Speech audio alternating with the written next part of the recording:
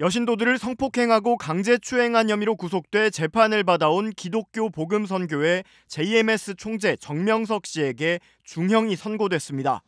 대전지법 형사 12부는 준강간과 강제추행 등 혐의로 기소된 정 씨에게 징역 23년을 선고했습니다. 또 10년간 신상정보 공개, 10년간 아동청소년 관련 기관 및 장애인 복지시설 취업 제한, 전자장치 부착 15년 등도 명령했습니다. 재판부는 다수의 여성 신도를 상대로 인적 신뢰감이나 심신장애 등 상태를 이용해 범행을 저질러 수법이나 죄질이 매우 중하다고 질타했습니다.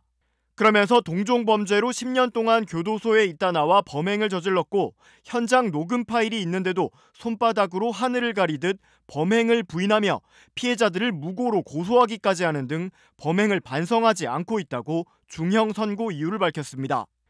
정 씨는 2018년 2월부터 2021년 9월까지 충남 금산군 월명동 수련원 등에서 모두 23차례에 걸쳐 홍콩 국적 여신도 메이플, 호주 국적의 여신도 에이미와 한국인 여신도 등을 추행하거나 성폭행한 혐의로 재판에 넘겨졌습니다. 또 외국인 여신도들이 자신을 성범죄로 고소한 게 허위라며 경찰에 맞고소하는 등 무고한 혐의도 받았습니다. 정 씨는 앞서도 여신도 성폭행 범죄를 저질러 징역 10년을 선고받고 지난 2018년 2월 출소한 직후 또다시 자신을 메시아로 칭하며 이 같은 짓을 벌인 것으로 조사됐습니다. 그러나 정 씨 측은 자신이 신이 아니라 사람이라고 설교해 왔기 때문에 여신도들이 세뇌되거나 한거불능인 상태가 아니었다고 항변하며 피해자 진술이 다른 신도들의 주장과도 배치된다고 관련 혐의를 부인해왔습니다. 파란색 벨벳 재질의 금빛 테두리로 장식된 화려한 침대, 대리석 바닥으로 돼 있는 한옥 내부에는 각종 수석들이 진열돼 있습니다. 기독교 복음선교회 JMS 총재 정명석이 머무르던 금산 JMS 수련원 내부, 이른바 청기와 침실과 거실의 모습입니다. 검찰은 오늘 정명석 여신도 성폭행 사건의 공범들을 재판에 넘기면서 이 사진들을 함께 공개했습니다. 이곳 청기와에서 정명석으로부터 성폭행을 당했던 메이플은 PD수첩과의 인터뷰에서 자신을 청기와로 보낸 사람은 이른바 JMS 2인자 정조은이었다고 말했습니다. 그날 무슨 축구 대회였나 끝나고 이제 저를 청기와로 불러서 메이플 너 여기 선생님 옆에 지키라. 나는 서울 일이 있어가지고 가야 된다. 넌 옆에서 자고 그렇게 선생님을 지키라 이렇게 시켰어요, 저를. 그러니까 저한테 미리 아무 말 안 하고 그냥 선생님을 지키라고만 시켰어요.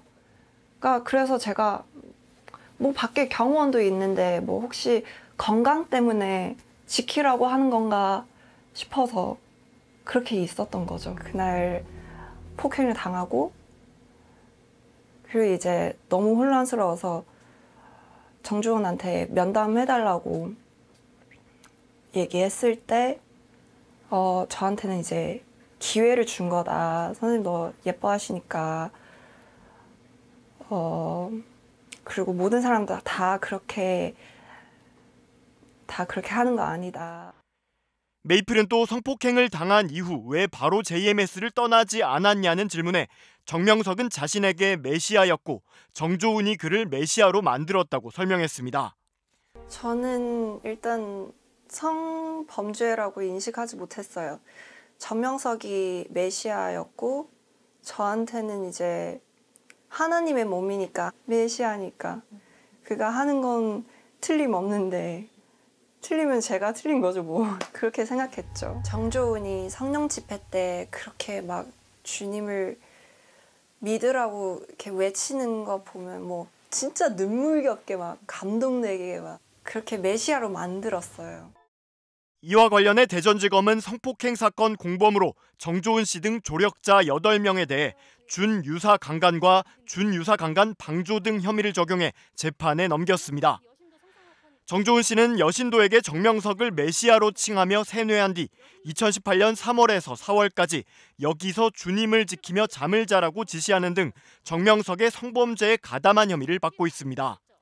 검찰은 2인자인 정조은 씨가 결혼하지 않고 JMS 교리를 따르는 이른바 신앙스타 중에서 대상자를 선정해 정명석과의 독대 자리를 마련했고 수행비서들은 성폭력이 일어나는 동안 밖에서 감시하는 등 조직적 성범죄가 이뤄진 것으로 보고 있습니다. 그러나 정조은 씨는 여자들이 선생님 반경 3m 안에 못 오도록 막았다며 혐의를 부인하는 것으로 알려졌고, 나머지 관계자들도 대체로 자신의 혐의를 부인하고 있는 것으로 전해졌습니다. 다큐멘터리를 보고 누구보다 충격을 받았다는 그녀의 가족들. 사실 거기 나온 건 10분의 1 정도만 나왔죠. 그래도 엄마가 못 보겠다고 좀 울었고, 아빠도 보고 나서 이제 저한테 미안하다고 하고, 딸이 이렇게 많이 힘든 줄 몰랐다고, 그러니까 홍콩에서 좀 뉴스가 크게 터져가지고 여러 가지 걱정해주고. 메인 뉴스를 장식할 만큼 홍콩에서도 이 사건에 대한 관심이 뜨거웠는데요. 그만큼 힘든 일도 많았다고 합니다. 그러니까 잘했다, 그렇게 용기 내서 하는 건 진짜 잘했다, 많은 사람을 구해줬다, 이런 얘기를 했는데, 또 한편으로는 안 좋은 건 이제 일단 직장 찾기가 좀 어려워졌고, 고용하겠다고 했던 사람들이 뉴스나 넷플릭스 나오고 나서 이제 지금은 고용 못하겠다, 이런 상황 때문에. 그녀가 불이익을 감수하고 얼굴을 공개한 데는 절박한 이유가 있습니다.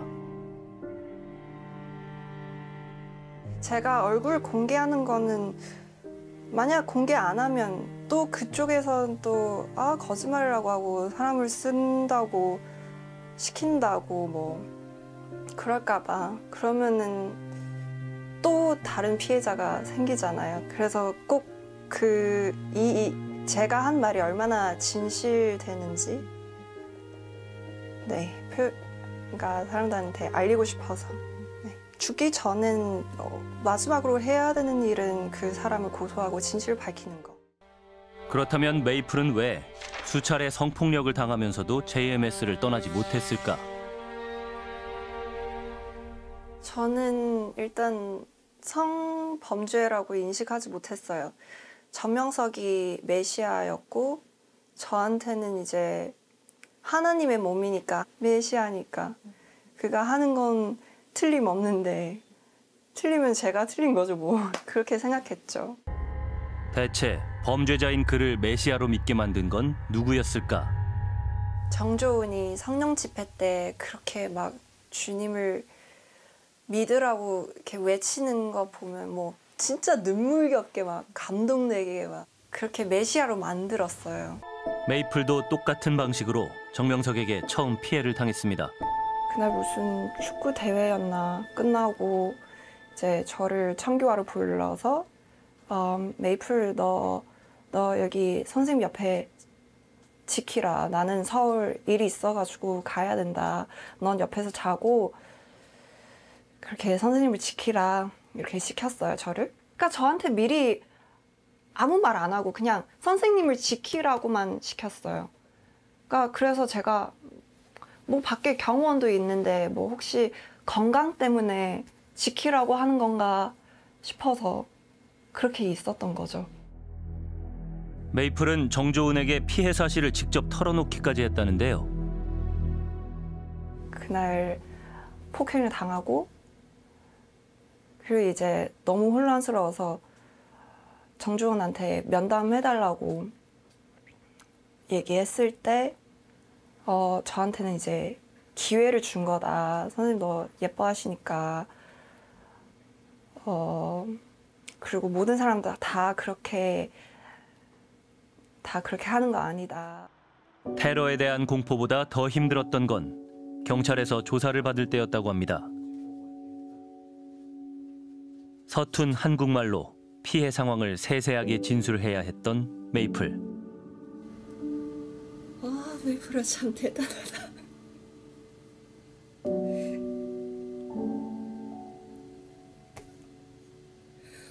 한국말로 다 그걸 했다니.